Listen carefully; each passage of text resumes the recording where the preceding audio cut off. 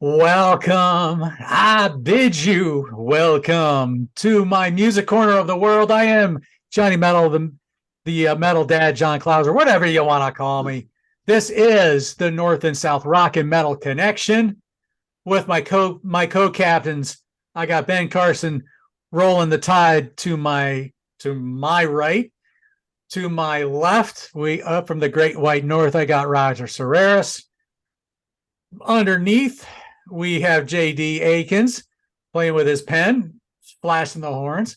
And finally, we got Jason Carson, who is flashing the peace symbol. Guys, how are we doing tonight? Awesome. Glad to be here. Rocking and rolling. Yeah, doing pretty All good. right. So tonight, we're going to take a little divert, a little diversion away from talking about years of music. And we're going to talk about a couple of our favorite movie soundtracks. So this could be just about anything. And I'll be very curious to see what these guys are all going to talk about. I do know for a fact, though, I don't think anybody's going to be doubling anybody. So that's what's going to make this a lot of fun. So we're just going to we're going to kick this off. Let's see, Jason, I think we're going to start with you tonight.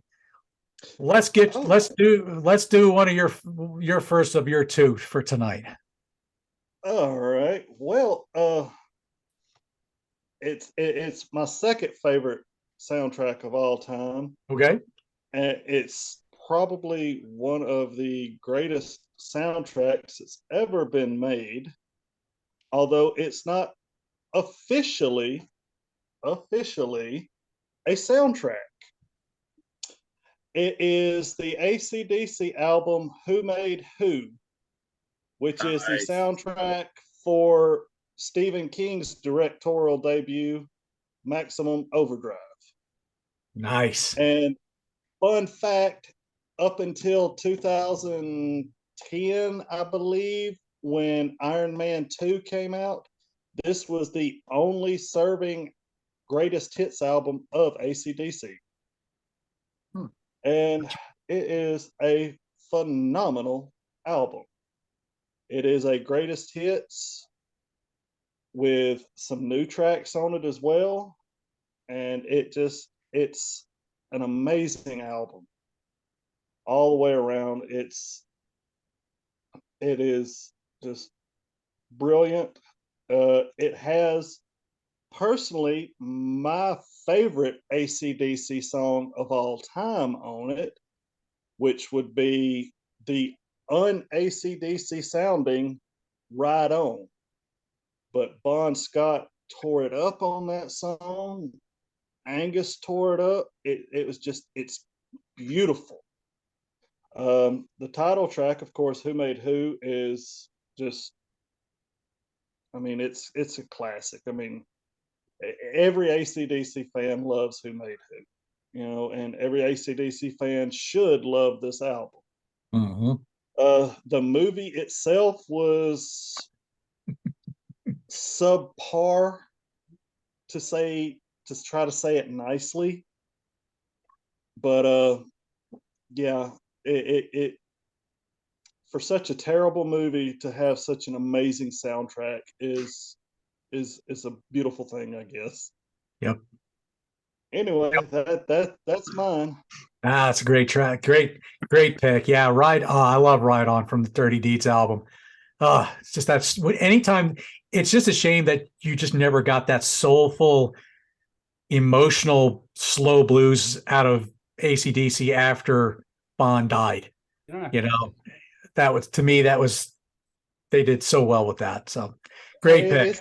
It's a beautiful, beautiful, tragic song, and I mean, you listen to the entirety of AC/DC's catalog, and then you hear this song, and you're like, "Who is this band, and where have they been hiding?" Mm-hmm. If you're ever at an AC/DC concert and you're blessed enough to hear them play that song live, which does not happen, but like once every few years, consider yourself very fortunate indeed. Yeah. Yes. I agree. Great pick. JD, Let's Yes. go with let's go with you next. All right. I went. Mine's an actual like official soundtrack. It's from the movie Band Slam that came out in 2009. Um, when we when this topic was mentioned, that was one of the very first ones that came into mind, along with my number one pick. Both of those were the two that I thought of like pretty much right away. Um, yeah, before I made my notes, I had my girlfriend look over some look over stuff like what makes a great soundtrack a great soundtrack, and she was asking me all these questions, and one of them, which to me it plays into both my picks, is that does the soundtrack match the tone of the film? And this one, it does, because it's an independent film, so a lot of the songs that were used were sort of by indie bands. Um, the only There's covers on here too, because obviously the movie's about a band who's entering this contest that's called Band Slam, that happens like I think it's like an every year thing that they do, where they all these different young groups get together and they do this big like contest, and they pick a winner, like kind of stuff. But yeah, the only big song that's not the cover is the David Bowie song Rebel Rebel, because it's used in the opening of the movie, because it kind of ties into sort of the main character's story that gets addressed at the very end of the film. That's really nice how they do it. But yeah, and what I also had in the notes about it was the music doesn't overpower the scenes when it's being used. Most of it's usually background, so it's just kind of just let's just just sort of like it's like a scene like, oh, let's put music on or something like that. It's just in the background,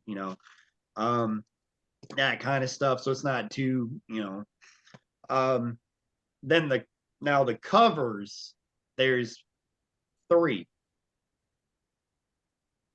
Yeah, there's three. They do the band in the film does a cover of "I Want You to Want Me," which is amazing.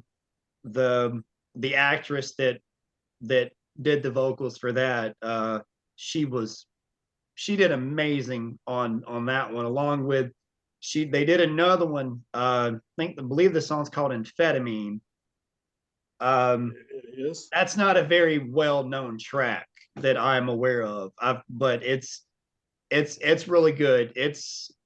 They did their own spin with that particular one. Because if you listen to the original, it's just your basic, just vocals, guitar, bass, drums thing. With the cover they did, they added in like keyboards and like a horn section and all this really cool stuff. I mean, They blues brothered it. yeah, yeah. Ben and Jason can contest that, because they've seen this as well. But yeah, To be honest with you, I actually prefer the Band Slam version of Amphetamine to the original version. yeah, I think that's a Steve Winwood song. yeah, So, I like the original track too, but the cover, just adding in just the extra to it. Plus they shortened it down, so like 3 minutes and change.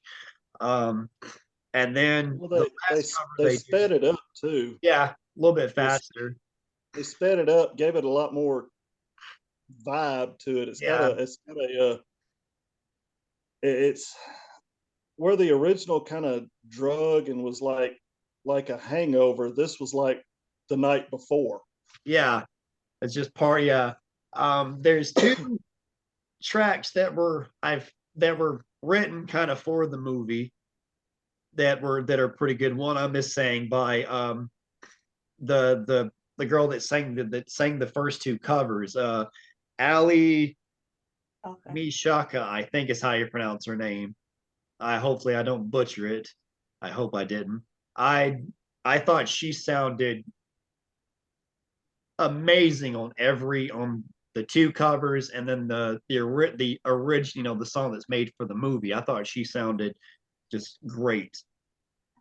And then there was the final cover that the band that they performed at the actual show, that was a cover of the song Everything I Own by Bread. But instead of it being sang by Allie, it was sang by Vanessa Hudgens. And she, oh my gosh, she sounded great on that. And they took it and they extended a little bit, and they made it like like a ska track, close to like the midway through the song. And I thought that was really cool how they kind of just went with their own direction of it. But yeah, the movie itself underperformed at the box office, and it's it bombed, but it was a big critical success, but it failed commercially, which really does it kind of shows that there's not really a market for that type of stuff. And it's just really sad that there's not, because it's such a really good movie and it has a really good soundtrack in it as well. Wow. Have to check that one out. Yes. Great movie. I don't know if it's streaming. It might be streaming somewhere. I don't know. I know Ben saw it first, and then he told me about it, and then I watched it, and I was like, wow. Like it's, The best part of the whole movie was the teenage drummer lusting after the main character's mom. Lisa Kudrow, yeah. Yes. That was hilarious. Yeah, I recently watched it because I had my girlfriend Katie, because she had never seen it. So I was like, well, I feel like you would like it. It's and yeah, to me, I probably would actually put the movie itself as maybe like a top 10 favorite movie of mine ever, because I never get tired of it, and it's a wonderful story with a wonderful soundtrack. The only criticism I have is I wish that Vanessa Hudgens had taken her faking the guitar a little bit more seriously and looked like she was playing different chords other than just one chord throughout the entire song. Yeah. I mean, that was bad. Yeah. So there's a guy on YouTube who did a breakdown of what the Crossroads duel actually sounded like. I've heard about this. Oh yeah, it was bad. It was hilarious. Yeah. But cool. Good stuff, JD. All right, Ben, let's since we're talking about playing guitar and acting like we're playing guitar, and you got yours in your hand, go for it. So my number 2 pick, when we mentioned this last week, I started going back to my childhood of the earliest 2 soundtracks that I can recall. And other than Disney movies, obviously, because as a kid, Under the sea. Exactly. Under the sea. They could catch some kids quick with that. It gets stuck in their head all day. But the Lion King soundtrack still reigns supreme. It's awesome. It's awesome. Oh no, man. Phil Collins for Tarzan gets it for me. Yeah, they're all, Disney does great, but the movie that came to my mind first, and I believe, if I'm not mistaken, it was the first cassette tape I ever owned. I was about 6 or 7, and that was Batman, the original motion picture soundtrack, completely done by Prince. Is 9 tracks total. One of my favorite movies ever made. I still, to this day, that movie just does it for me. It's the perfect superhero movie. It's what Batman's always supposed to be. It's dark, it's dingy, and the album, the Batman album, really matches that, because it just screams 80s. The movie, y'all remember the movie? There's a lot of fashion in it, a lot of pizzazz in it, a lot of grit and dirt and darkness in it. And this album gets all of those. Plus, it's got the cool song Trust that Jack Nicholson threw all the money out in the parade for, But it's got some awesome songs on it. The Future opening track, you can barely hear that song playing in the background of the opening scene of Batman, when the married couple are walking their kid around and they're lost in the city. Party Man, the scene where Joker and his goons um, vandalized the museum. Great song, great music video. They painted Prince up in like half his face was Joker, and he was one of the best looking Jokers ever. Matched the comic book actually really close. Then Crush, then Scandalous. It's a great album, real fun. A lot of James Brown style funk inspiration in here. A lot of just Prince and his signature, Minneapolis swing sound going, the funk mixed with rock, mixed with hip hop, mixed with R&B. It's all there. It is a great representation of what Prince could do if he was just given a movie to watch and write an album off of it. Great choice. I haven't watched that movie since I think I saw it in a theater. I don't know why I haven't seen it since, but that's yeah. And I really not paid attention to the soundtrack, so I'm gonna have to go back to listen to that one. That's a great choice. Thank you. Yeah, I think the thing that kills me about that movie was Jack Nicholson as the Joker. I think he had the Cesar Romero like body, but he didn't have the lanky look like you saw the Joker in the comics. So it's, to me, I always thought that was a weird casting, but they made it work with the choice of having him in an overcoat a lot of times, or yeah. But he other than his physical body, I think he did as close to perfect as you could get. Yeah, he really embraced the Joker, because to me, there's the whole argument about who was better, Jack Nicholson or Heath Ledger, and I'm of the mind that it's two sides of the same coin, because Jack Nicholson really portrayed the clown aspect of the Joker character, whereas Heath Ledger really went into the dark psychopath. More the Arkham Asylum style right. Joker. I think they were both just different halves of the same person. Yeah. Good thing. And if you take both of them, put them together and animate it, then you've got Mark Hamill's portrayal of the Joker. There you go. Good point. Very good point. Roger and Liz, welcome in there. So are we gonna get a pick from Liz as well, or is she just gonna look pretty for us? I don't know. You'd have to ask her that one. Oh, you want to speak? Well, then sit up. I can't. I'm comfortable. Huh. Well, I will go first. So I'm gonna stick with the theme of superhero movies and pick one of my favorites, the Guardians of the Galaxy 1. So when me and this number first got together, so I didn't torment her and scare her away. Instead of playing death metal or something fast, I would put on this soundtrack to make her suffer less. So when this movie came out, it was 2014, and we didn't start dating until 2016. So I literally listened to this soundtrack for probably about 2 years. And this kind of proves that I'm not just fast and loud, because it's full of classic oldie rock, I don't know, rock music. Like Hooked on a Feelings on here, Spirit in the Sky. By the way, I prefer the cover version by what's his face? BJ Thomas right now.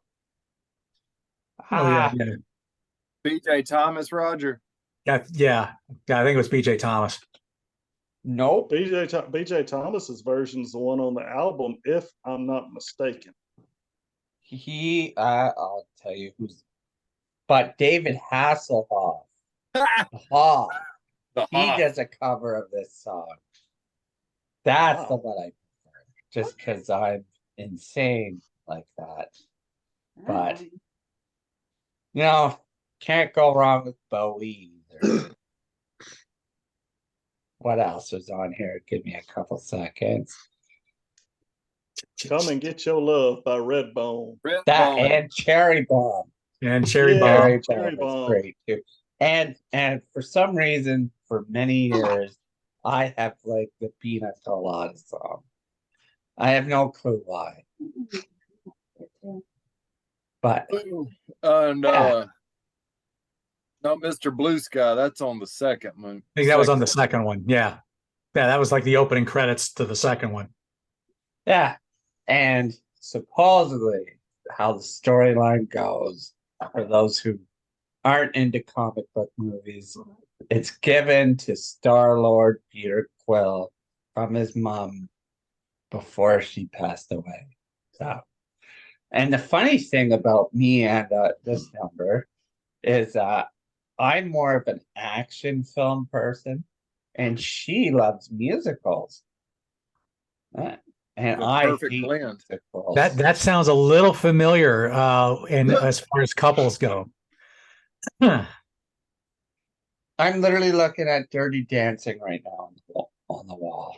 On the wall. Oh, bless your Or heart. on our bookshelf. I Oh, don't sorry, know. it's on the wall. And hold baby down. Movie. Bless No. your Baby in heart. the corner.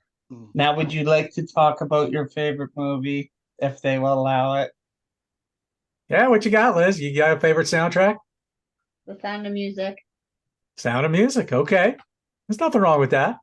That's good No, stuff. It was the first like grown-up movie I watched. I used to spend my summers and my March break anytime off school with my great grandmother, and she had all of her VHSs organized not only alphabetically, but also alphabetically by actor.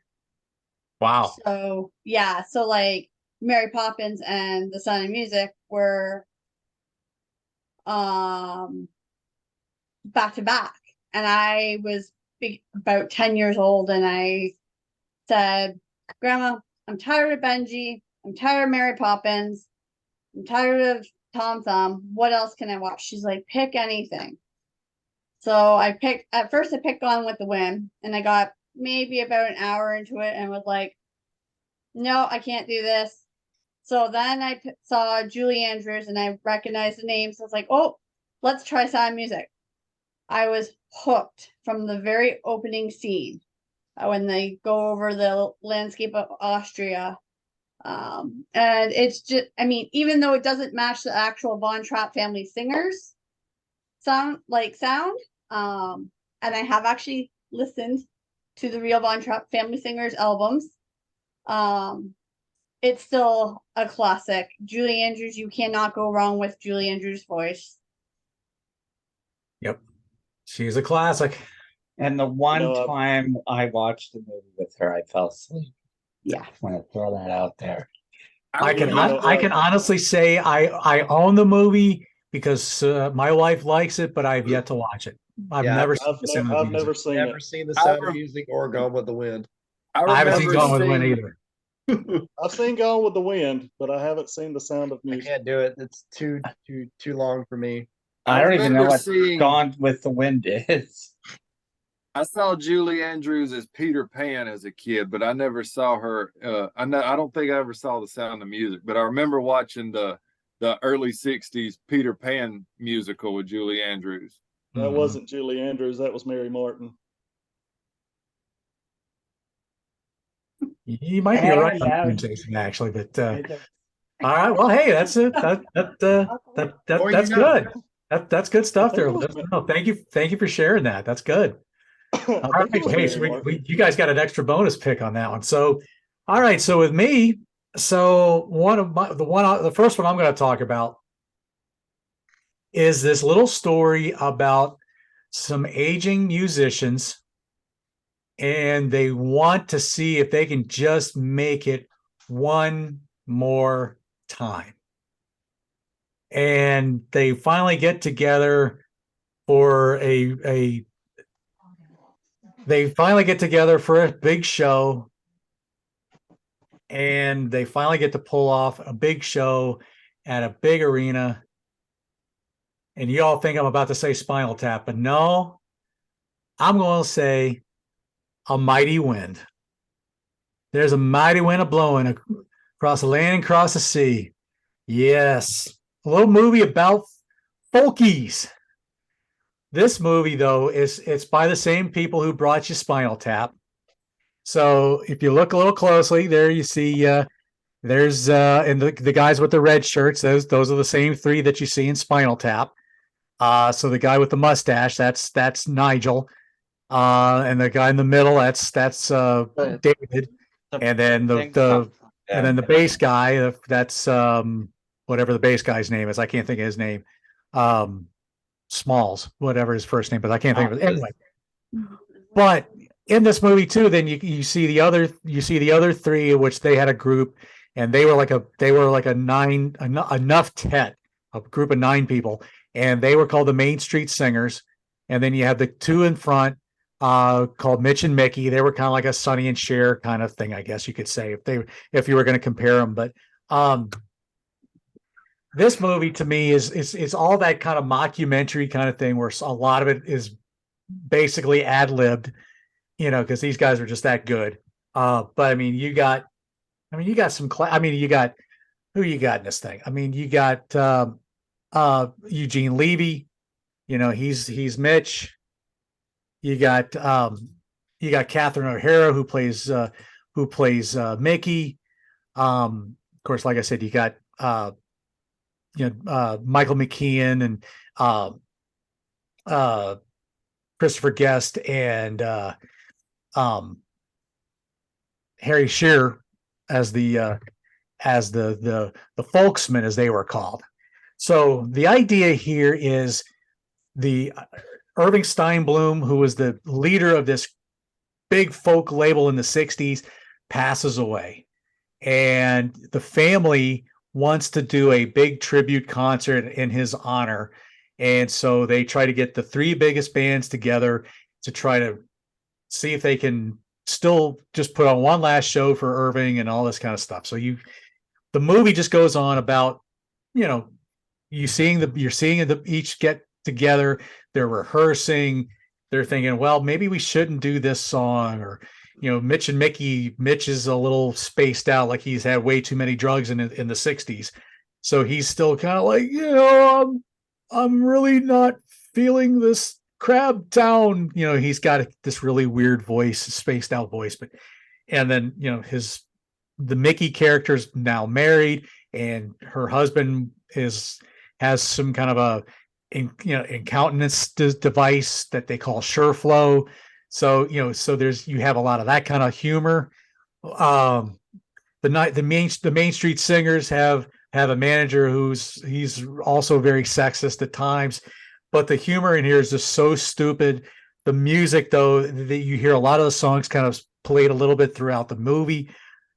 This is just such a fun. Both Sabrina and I love to watch this movie, and we really love this soundtrack. I love listening to the songs, the full songs. Most of them were written by Michael McKean and Christopher Guest. A few of them, I think, were written actually by Eugene Levy. But they really captured something here. This is just so much fun to watch, and it's so much fun to listen to. I was watching it again yesterday, and I just love this. So Mighty Wind, this is just a great, to me, it's just a lot of fun. So Jason, let's go with your top now, I guess.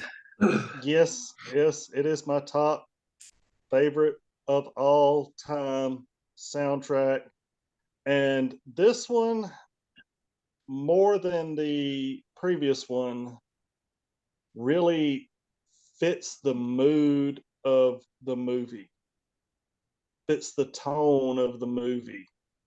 There's a lot of really hard-hitting, heavy stuff, and then it goes into some really sad and tragic ballad songs. I am, of course, speaking of it. Once again, it is not an official, let's get those air quotes in there, official soundtrack, because the movie did not receive an official soundtrack, but it is the album A Kind of Magic by Queen, which is the soundtrack to the highly underrated movie Highlander. Who is, wants to live forever? thank you. That song is probably one of the most tragic ballads that has ever been recorded. And thank God it was a band as amazing as Queen that did it. Because nobody but Freddie could have pulled that off. But on that note, in my personal opinion, one of Freddie's most brilliant vocal performances was on the song "One Year of Love" in this album. I mean, his voice and his choice of how to approach that melody was just, I mean, it's as close to perfection as you could possibly get. The title track of the album, "A Kind of Magic," of course, is, I mean, it's amazing. Um, you know, "One Vision" is, I mean, it's now a classic of theirs. Ben told me earlier in the week when we were mentioning this album, he told me that he was surprised by the song Give Me the Prize, because the opening of it, Brian May shreds, as Ben put it, he shredded better than Van Halen. But That's that's strong really, words. well, that's Listen not to the surprising. solo. I bet. It's not surprising though, considering how amazing of a guitar player Brian May really is. He is often overlooked, and that's a sad thing, because he's he's so smart with his playing. I agree. He is overlooked.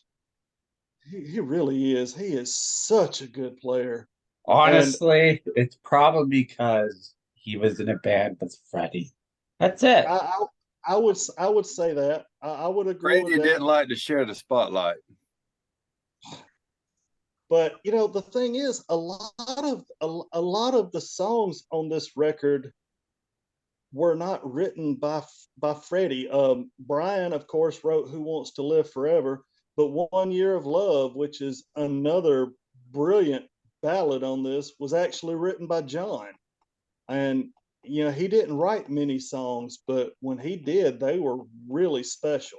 They knocked him out of the Um, park. yes, yes, and of course, the I can't speak about a Highlander soundtrack without mentioning the one that, even if you're not a fan of Queen, it's the one that everybody who is a fan of Highlander, whether it's the movies or the TV show, yes, Princes of the Universe. That's such a good song. I Powerful mean, song. that opening, just the vocals, "Here we are." It's perfect, and it fit the flow of the movie, the flow and the feel of the movie so well, because I As mean, cheesy as the television show was, I was glad that they kept the theme song as that for the television show. yes, but going back to the flow and the theme of the movie, the feel of the movie and all, you've got the heroism that is Connor McLeod, but you've also got the tragedy of, this is a man who is 400 plus years old now. He's been married, and he had to watch his wife age and die while he stayed the same, and then he has to watch everybody that has become close to die. He, as the female lead movie said, most people are afraid to die, where he's afraid to live. Mhm. And the soundtrack really captured that, especially with the song that you mentioned, John, "Who Wants to Live Forever." I mean, it's Beautiful a track. it really is, and it's a cheesy 80s sci-fi movie, but really at its heart, it's something way deeper than that. It's a really beautiful, tragic love story. And oh, I'm sorry. I just watched it last night. Me and my wife watched it last night because, believe it or not, that was actually our first date when we first met 5 years ago and started dating. Our first date was she come over to the house. We sat on the couch and watched Highlander the movie because it's one of both our favorite movies. I would like to say that is a much better movie than the first movie me and my wife saw. It was the first Suicide Squad movie, and Oh my gosh. terrible. Oh, bless man. your heart. Oh, Hey, as cheesy and sci-fi 80s movie as Highlander is, it's nowhere near as cheesy and 80s as Highlander 2. Oh God, that was terrible. That one was terrible. and by the way, I might watch Highlander tonight. I really need to watch Highlander because every time I've watched the first Highlander movie, it never fails. I fall asleep. Same. I try to do the exact same thing. I don't know why. I love the soundtrack. I love the music, but for whatever reason, at some point I always have fallen asleep during that movie. And I would be remiss in talking about the Highlander movie if I did not mention just how amazing a villain Clancy Brown is. Oh, he played the Kurgan so good. I mean, he was a creepy villain, but you can't take your eyes off of him because he's also kind of funny. The scene in the church with the nuns. Oh, it was so hilarious, but so creepy and just so perfect villain at the same time. Great movie. That's solid stuff, Jason. Solid stuff. Thank you. As you see, it's one of my all-time favorites. I mean, it has been since I was 12 years old. I think it's the first time I saw the movie. That's awesome. That's awesome. All right, JD. All right. Let's wake you up over there. Yeah. That's Yeah. My number one was to go on like kind of like a different route than Jason's going from. He's going like a sci-fi fantasy type thing. I'm kind of staying in semi-fantasy, but it's more comedy. Is it's a duel. It's the second album by the band, but it's also serves as the soundtrack for the film starring the guys in the band, and it's the Tenacious D and the Pick of Destiny. Ah, I absolutely love both the movie and the soundtrack. oh boy. When I saw the movie for the like I said, Grant, like I said, I was a teenager, so it had the teenage humor to me. And for as long as I can remember, I've always been a Jack Black fan. I've always loved, I see Jack Black, I'm like, oh, this, and I never knew that Jack Black had a band. I never knew of Tenacious D as a band until I watched this movie. And as soon as I started it from the beginning to the very end, I laughed the entire time.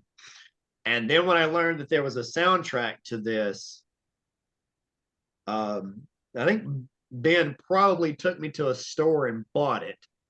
And I played the crap out of this thing. At least if I came home from school, as soon as I got home from school, I'd go straight to my room, close the door, put that CD in, and that just blasted throughout the house. Back in the old days when the mall had the Blockbuster music in it, that's where we went to buy that album. And There's a throwback for you. Blockbuster music. I love the movie to death. It falls in the same line with Band Slim. Is the movie utterly failed. It didn't make anything, and least I don't Look know if at Band look Slam at it. has It's the cult. basically a I don't know pipe if Band dream. Slam has cult status, but I know that the Pick of Destiny does. And I love the movie and the soundtrack because, like the Band Slam thing, the soundtrack matches the tone of the film because it's coming from the mind of Jack Black and Kyle Gass. Um, yeah, I love the opening scene of the movie with the track called Kickapoo that and that shows the young Jack Black and him just being the black sheep of the family. And, the family's all religious, and he just comes in out of nowhere, this little young JB, and just starts singing off about killing dragons and other stuff that that's very vulgar. But it's Jack Black, so of course it's going to be from and his dad is played by Meatloaf, and Meatloaf has his little second to shine, and he just, oh my god, if you hear the soundtrack and then you hear the movie version, they're different because apparently Meatloaf actually sang it live as they were filming the movie. So his vocals sound different if you listen to both versions, because I think that's what I had heard, was that was what he did, was he actually chose to sing it live when they were filming it. Which either way, both sound amazing. And then he tells them, you got to praise the Lord when you're in my home, and he slams the door, and there is a poster of the man himself, Ronnie James Dio.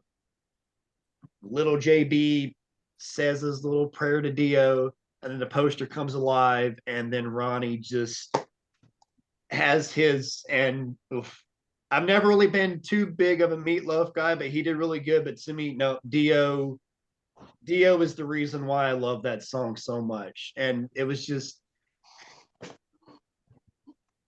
and then to learn that when I watched the Dio documentary that they did, that when they were actually recording his vocals for the soundtrack, Ronnie came in with his actual own microphone and was like, I brought my own mic to record with.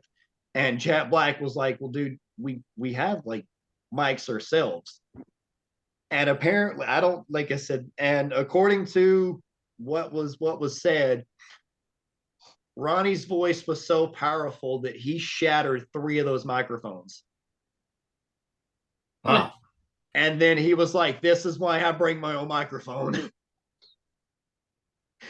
That's And- Understandable. But just when I learned that just made me love that scene and just that whole the vocal performance of him even more. And then the rest of it is just, it's all from the mind of Jack Black. It's goofy. It's Kickapoo is a masterpiece. It's a masterpiece, and each track is slightly different enough from the other. And Jack Black, just his way of singing just varies from track to track. He's got like the straightforward ones where he just sings, and he's all goofy. But then when there's actual songs, and he's just like, there's one called Master Exploder, and it just opens with this just powerful, just yeah. I don't want, yeah. I'm not even going to try to attend it, but it's just hearing it and just how it just starts. Hold on, I could do it. It starts here, and then it just goes, and then it just all the way up there. But yeah, it's and Dave Grohl does the drums on the album, and apparently he's done the drums on every Tenacious D album. I learned that today, so I think that's pretty cool. Like, I love Dave Grohl, but yeah, just the movie itself is just, I haven't seen it in a very long time, but I watched it enough that when I'm hearing the soundtrack, I picture the scenes in my head. Because, and I think, to me, if a soundtrack does that and it makes it where, you can hear the songs and know, oh, okay, I know exactly the scene, and you can go to it immediately, I think that is a job well done. Same when I watch Band Slam, when I watch that and I hear the soundtrack, oh, this scene is from over here. But yeah, it's just when instantly when you said this, like I said, along with Bandstand, but this one was the first one that I thought of right out was yep, Jack Black, Well, and is I think Kyle Gass's like just acoustic guitar playing does not get talked about enough. He is amazing, and he's got some of the best like just backing vocals for Jack Black. Like they to me are a match made in heaven. he's hilarious. And yeah, I just every time I hear talks, potential talks, the two of them doing something with the band, I get excited because it may not be the best thing in the world, but I guarantee you it's going to be enjoyable and you're going to laugh all the way through it. It's a great throwback to like the old Cheech and Chong era of The comedy albums. Yeah. A funny thing to do is listen to the Pick of Destiny soundtrack, close your eyes, and you'll see Kung Fu Panda singing to you in your head. Those two movies came out like a year and a half of each other. Yeah. I just Jack Black to me just one of those guys that just can to me do no wrong. Like he may be in a stinker of a movie, but he's going to be like the one that's going to be memorable. Or of the stinker. Yeah. I'm always sad to hear the fact that the Pick of Destiny was just such a big failure, and it hurt Jack Black so much when he found out that it didn't do anything because he put so much like effort and love and time into it. All right, there you go. We get a little good stuff with some Tenacious D. You gotta love that. I love it. Ben, what we got? All right, so for my choice of number one film soundtrack, I'm not going comedy, not going sci-fi, not going action. I'm going, I don't know what you would call it, just a real movie. No certain plot, no certain anything other than a yellow 32 Deuce Coupe racing another car. I'm talking about a movie 55. from a 55 Chevy. Fast and Furious 20. The prequel to Fast and Furious. This movie is from 1973. It is the first production under the Lucasfilm Limited banner. It is the second, so it's a sophomore effort. Director George Lucas. It is the film debut of Harrison Ford. It is American Graffiti. Yeah, there you go. The movie takes place, what year is it, like 1955 or 56 or something? Something like that. No, it's early 60s. Early 60s because he's got a 55 Chevy.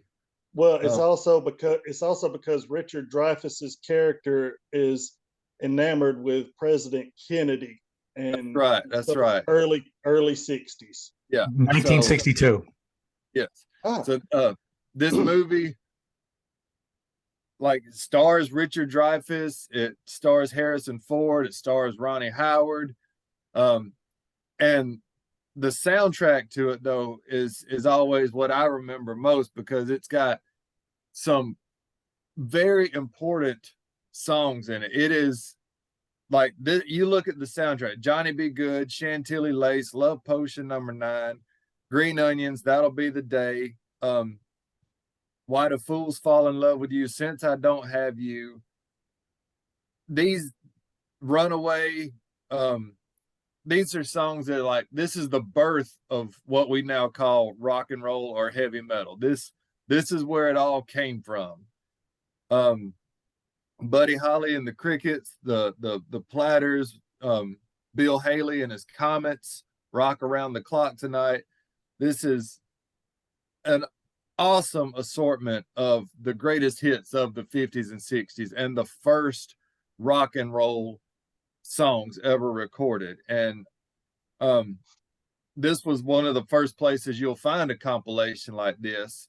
and it would stay that way up until like the late 80s or early 90s when Good Times would release, you know, the big 60s or the big 50s, or even the Forrest Gump soundtrack would come out, and it would feature, you know, an album like this. But I mean, it's Chuck Berry, the Big Bopper, the Beach Boys, I said the Crickets, Skyliners, the Flamingos, just awesome, awesome early rock and roll acts doing, you know, showing, paving the way for what was to come in the 60s and 70s, and, you know, go metal in the 80s, man.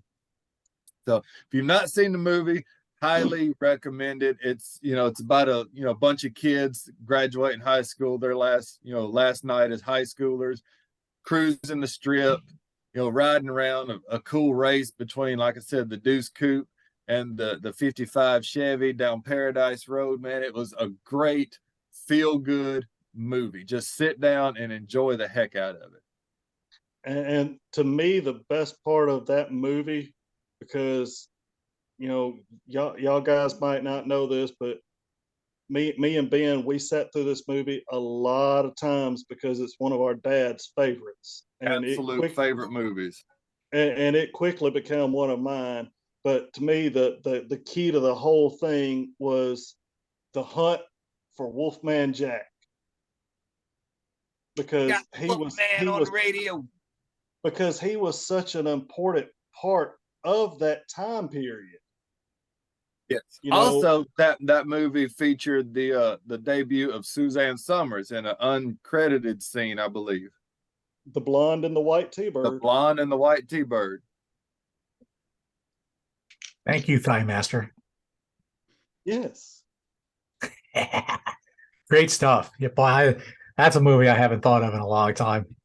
Probably haven't. I don't know, man. I don't even know if I've ever actually seen all of the movies. So good stuff. You gotta Good check stuff. it out. You gotta check it out. You You gotta you see. got to. Yeah, This is like Americana right there. it's To like me, it watching kind of heavy sounds metal. like Days of Confused, except for the car race. Yeah. Well, I mean, if for no other reason than to see the Deuce Coupe and the 55, I mean that was a heck of a race. And Yep. listening to the music Yeah. is like watching an egg hatch and hard rock and metal come out of it. Yeah. That's where it came from. Because this is the stuff that inspired the soundtrack of this movie is the stuff that inspired the Beatles, which would in turn inspire the first generation of hard rock heavy metal Mhm. that Yeah. we would progress That's into right. what we now know. Yep. Because Good stuff. if I'm not mistaken, the Beatles were big Buddy Holly fans, weren't they? Massive. I And believe so. Yeah. yeah. Good stuff, guys. Good stuff. Okay, Roger. I for I'm one waiting for have- I'm waiting for Showgirls. I don't even know what A, I don't know what that is. B, I don't know what American Graffiti is. Never heard of it. Well, you're Canadian, so The most important thing I was just going to say was I came dangerously close to singing Kickapoo. Yeah. You didn't see American Graffiti, but you might have heard of its counterpart, Canadian Vandalism. Is that anything? No? I got no comeback to that. Anyway, my next pick is a movie from my childhood. I grew up watching horror movies up until I met my wife because she doesn't watch scary movies because she's a giant wimp. I picked the soundtrack to Freddy versus Jason. The movie was terrible. The movie was absolutely terrible. I don't even want to describe the plot. Ugh. Just terrible. Now, if they would have made a sequel with Ash, I would have liked that. They did the comic book, so Well, yeah, comic book, but movie. Anyway, which one was worse, Freddy versus Jason or Jason X? Freddy versus Jason X. I think Jason X was a little bit worse. The only thing good Yeah. about Jason X was the liquid nitrogen kill. Oh yeah. Yeah, I Both miss really, horror really movies. bad. One of these days, I'm gonna make my wife put on her big boy pants and watch horror movies with me. I think the only one we've watched was Evil Dead. Anyway, from this time of my life, this was the type of music I was listening to. It was new metal and new metal and metalcore.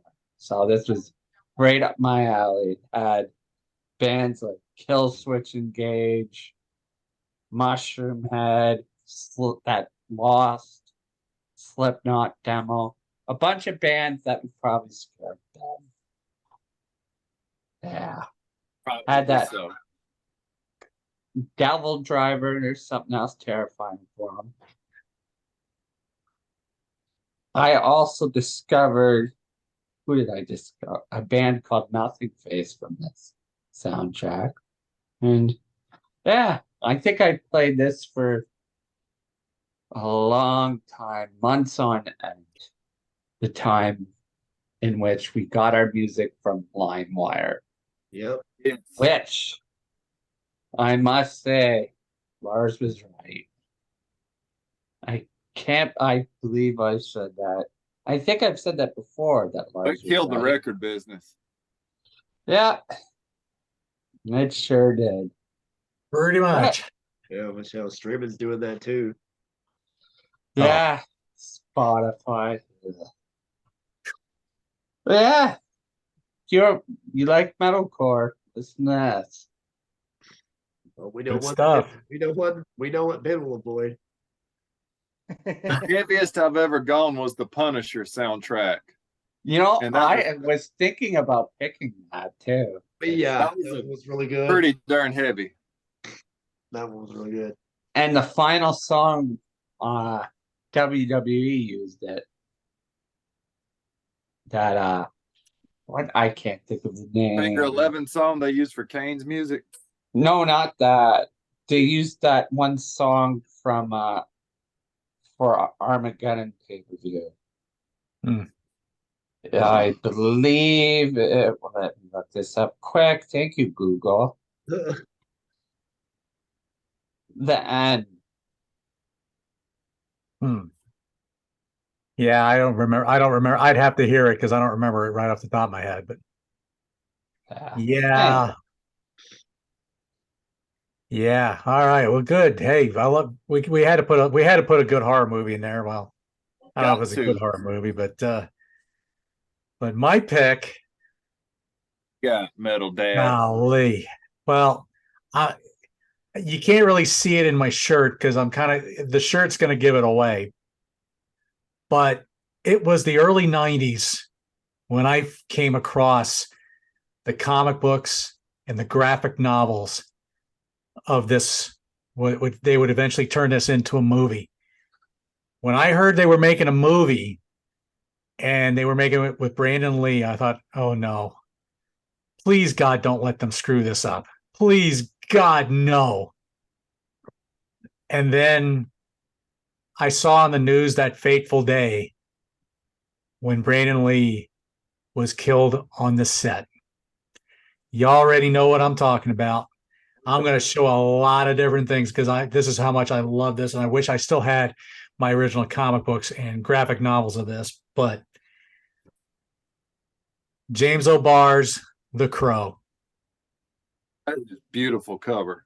I love this. I just want to. Not only is this one of my favorite soundtracks, those are the Blu-ray, but this movie is probably one of my favorite movies of all time.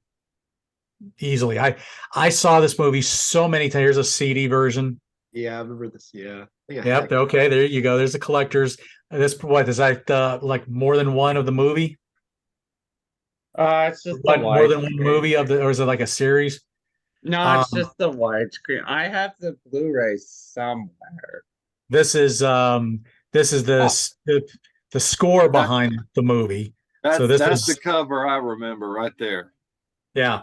Yeah, this is the score behind the movie. But well,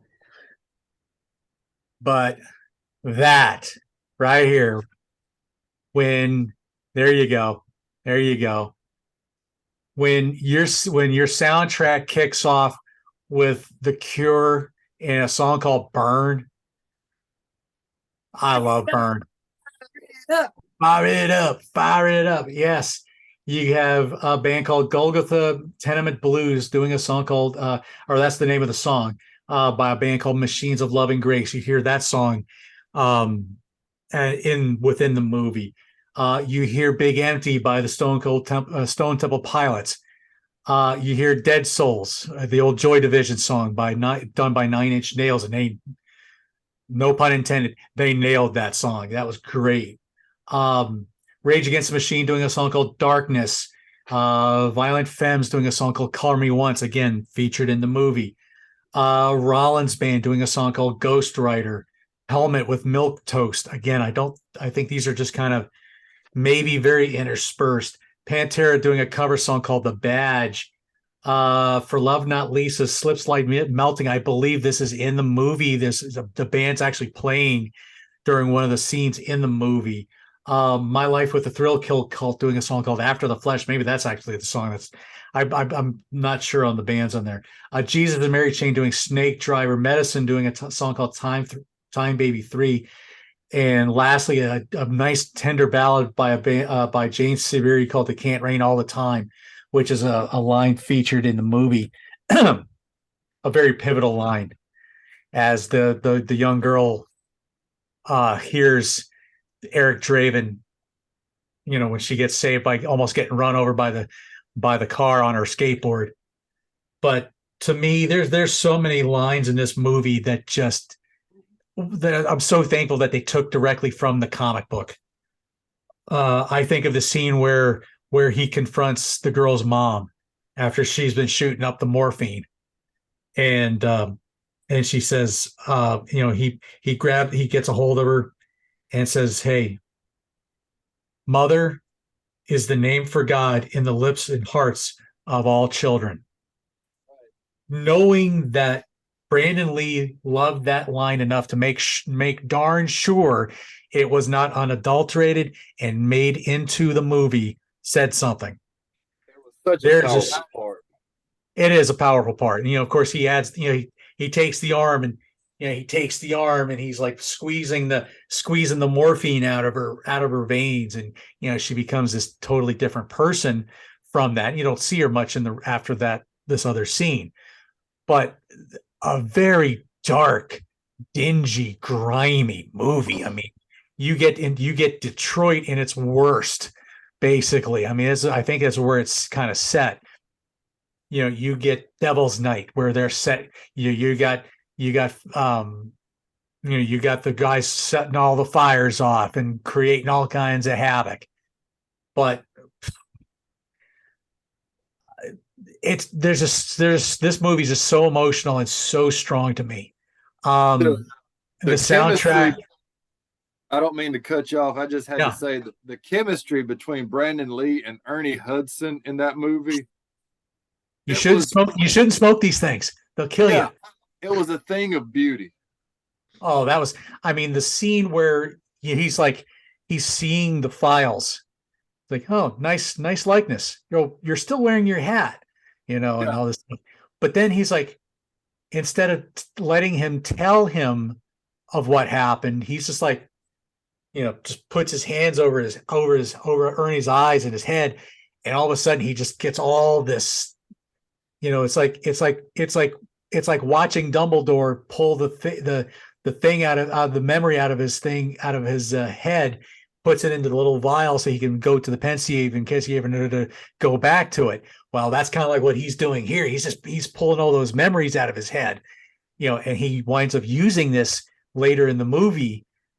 But oh my goodness, I can't say anything. I can't say enough good about this movie. Like I said, it's one of my favorite movies of all time. One of my favorite soundtracks, probably my favorite soundtrack of all time. There's just so much I love about it. I was just such a Crow fanatic in the 90s. I Same had here. like, Same I here. had I was buying these print sets from James O'Barr that had like the different covers and different other scenes and stuff. And we would take these old like cheap frames and we literally just cheap framed them all. And our one wall of our bedroom was just nothing but Crow pictures. There's like my Crow walls, what we called it. And I had the comic books, we had cards. I met James O'Barr a couple of times. Interesting dude. Did you ask him if he gave Sting his blessing to portray the Crow? It was before that happened. So I didn't see him after that. I only saw him before, like around when the movie came out and stuff like that. But no, and that would have been about 94. I hadn't seen him since when Sting took the thing over for that. So no, I couldn't obviously ask him that question, but I'm assuming he had to get some sort of blessing to do it. I'm sure he probably got some, if not to James O'Barr, I'm sure they probably just went to Miramax or Paramount or whoever, distributed the movie. And that's probably, because they were able to do like little touches. It wasn't exact, it was totally an It wasn't exact a copy. replica. That was what drove me to be a Sting fan, was because I really, like I say, even though I should not have been watching this movie as a child, but No, I did. But when I hadn't seen it in years, but yeah, just that movie was. And then they did like all the crappy sequels afterwards. I don't even waste my time with the sequels because the sequels. One of them, I think. City of Angels was better than what is it? Salvation, the one where Edward Furlong is the Crow. I remember there was one. I remember the Edward Furlong. It was him and was it Tara? Tara something was the Tara Reid. And now I'm going to interrupt because The Crow is my favorite movie, much like John. And if this was my channel, I would have been picking this movie as a soundtrack. I watched this as a kid too. And random fact about me, my dad actually named my brother Brandon Lee. So wow, there you go. Yeah, I love that movie so much. I watch it at least once a year. I had seen it. I watched it again last night. Actually, I wanted to watch it again, and it's what's really cool about it is there's when you see the scene where Gideon's pawn shop gets blown up, when you see some looters, James O'Barr is actually one of the looters carrying off TVs. Go ahead, Jason. What you got? Y'all are spoiling it because I've never seen this movie. Oh, well, I'm not telling you the ending of it. I'm just telling you little pieces. I have never taken the time to watch this movie. It's like the ultimate gothic emo guy movie of the early 90s. Pretty much. I've heard emo. I've heard so many people talk about how great this movie is, how life-changing it is.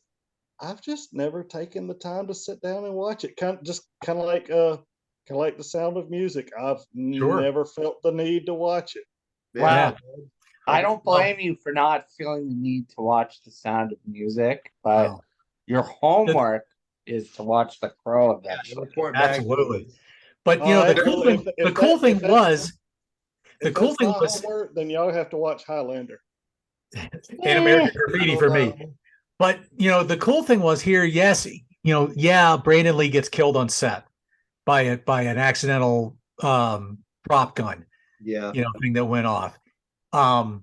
They managed to finish the movie. They had to do a little trickery, but they were able to at least finish the movie because I think they were pretty close to finishing it. So I think they said they had like 95% of the principal photography already. Pretty much. When he died. died. Anything else they basically used a fill in, or they just kind of early Photoshop type stuff. But there's just so much. There is so much good about this movie that now, unfortunately, my wife won't watch this movie with me. Is the one scene pretty much turns her off to the movie, so she's like, "Nope, I can't do that." So, I won't give that scene away. But it's to me definitely one of my top 5 movies of all time, and a soundtrack I have always loved. So I'm there looking you forward have to it, the folks. upcoming movie. You just thinks he just totally killed the mood there. You know, I've seen pictures. The dude looks the part much better than, the one who portrayed Ash in City of Angels and Edward Furlong. It looks like they're going to try to lean more towards the Brandon Lee-esque, not remake his movie, but it's going to follow Close, more like along. the source material It, sort of thing. it's Maybe it's maybe closer to the original comic book, but Yeah. It's Pattinson, right? No, no, it's I the think it's the guy that that played. I think it's the guy that played Pennywise. Yep, you Oh are yeah, correct. Skarsgård. Oh, Yeah. really? Yeah. Okay. I didn't know Well, they I finally saw. landed on somebody. I know like there was a bunch of talk for it, but There's been talk about it for a long time. yeah, There I was think Jason I heard a crazy rumor that Jason Momoa Yep. was I in there. I'm heard thinking, that. oh I was God, like, please no. not Jason Momoa, gross. Well, But I saw something the other day about some new like iconic movie that's getting maybe rebooted or something that's got Pattinson in it. It doesn't surprise me at this point with Hollywood. Oh, yeah, I know what you're talking about. I read that too, and I can't remember what it was. I can't for the can't life of me remember it either. remember what it was. yeah, Um, I that's not can't remember that one either. But I'll tell you what, guys, we got some pretty cool movies that we got to talk about, and sure, and maybe stuff that not everybody's heard of. So I hope you guys watching this, I hope you guys take a moment to check out some of these movies. If you haven't, let me know what you thought if you've watched them. If you've seen some of the movies that we've talked about, hey, share them in those comments. Like, share, subscribe. You know all the YouTube lingo. Guys, this Ring has the been a lot of bell. fun. Yes, ring that bell for the notifications too. So guys, this was fun. We may have to revisit this topic again someday.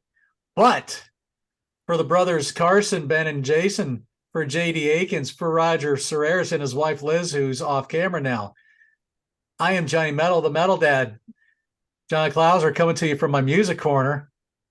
We will catch you very soon. Thank you for watching.